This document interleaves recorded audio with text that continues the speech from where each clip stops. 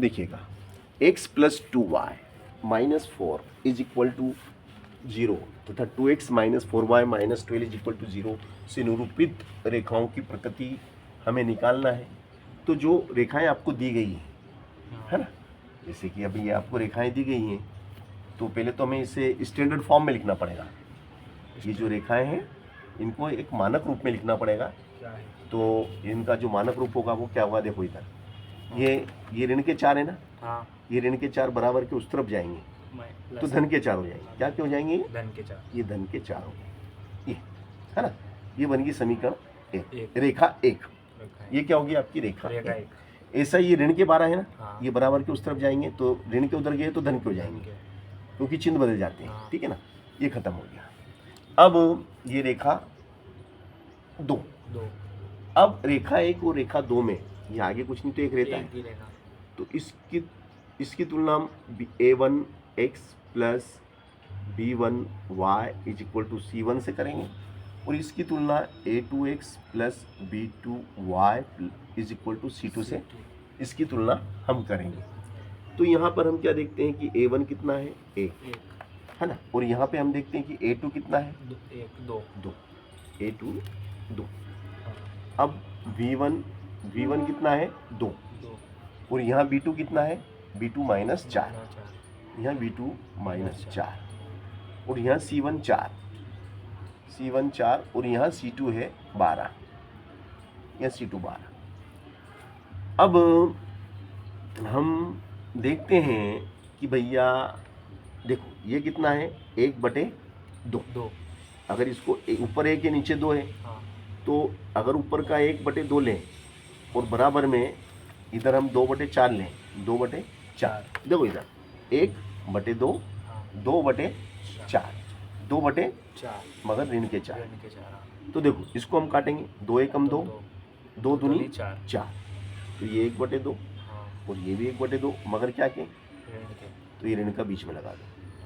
तो क्या ये दोनों बराबर हैं क्या?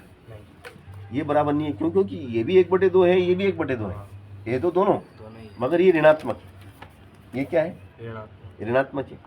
अब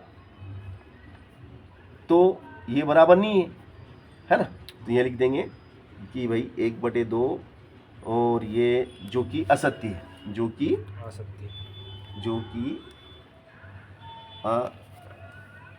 असत्य है, अर्थात ये क्या है, एक क्या है, एक मतलब a1, एक का मतलब क्या, a1 और 2 की जगह क्या आ जाएगा, a2, ये 2 की जगह क्या आ जाएगा, a2। एक का मतलब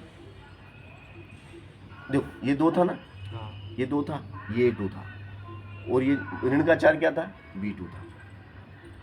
तो a2 और b2 बराबर नहीं है, इसलिए दी गई संख्या रेखा, इसलिए दी गई संख्या रेखाएं प्रतिच्छेदी हैं। कैसी हैं?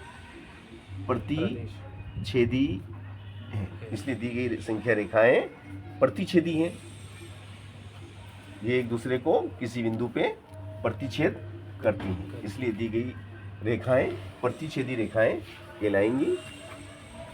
तो ये बहुत बढ़िया सवाल था। चलो इसके बाद वाला निकालना दोस्त यार, बहुत अच्छा सवाल है, मैं तो नंबर 1 सवाल बोलूँगा। अच्छा देखो दोस्तों, आपके पास 2 संख्या रेखा दी गई है ना, 2 संख्या रेखा है आपके पास। तो ये पहली संख्या रेखा तो ये, इसकी तुलना अपन a1x plus b1y is equal to c1 से, इसकी a2x plus b2y is equal to c2 से करेंगे। तो यहाँ पर हम क्या देखते हैं कि a1 कितना है, a1 2 है, a2 4 है, b1 माइनस के 3 है और b2 माइनस के 6 है, c1 8 है और c2 9 है। ठीक है ना। अब भैया हम देखते हैं कि देखो ये 2/4 ऋण 3/ऋण का 6 बराबर 8/9। ठीक है ना। हाँ। अब देखो ऋण से तो ऋण कट गया, 2 एकम 2, 2 दूनी 4, 3 एकम 3, 3 दूनी 6। इधर क्या है 1/2, 1/2, 8/9। तो देखो ये दोनों तो बराबर दिख रहे हैं हमको, हाँ। मगर ये बराबर नहीं, यहाँ बराबर नहीं कर देंगे, यहाँ बराबर नहीं कर देंगे, ठीक है ना। हाँ। यहाँ से हमें मालूम पड़ गया, तो यहाँ पे हमने काट दिया।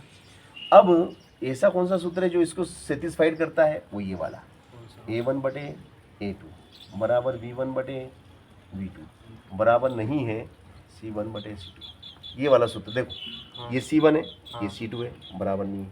ये अपन ने इसको ये 3 क्या था, 3 आपका B1 था, हाँ।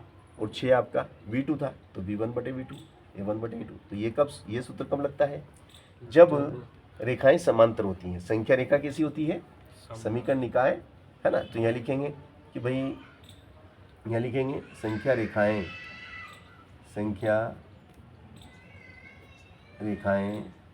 कैसी हैं, समांतर हैं। इसलिए इस समीकरण निकाय का कोई हल नहीं है। इस समीकरण निकाय का कोई हल नहीं, अब कोई हल ही नहीं है इसका। तो ऐसी समीकरण निकाय संगत होती है क्या, संगत, जिसका कोई हल नहीं होता वो असंगत।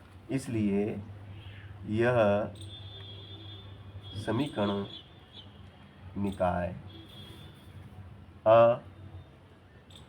असंगत है।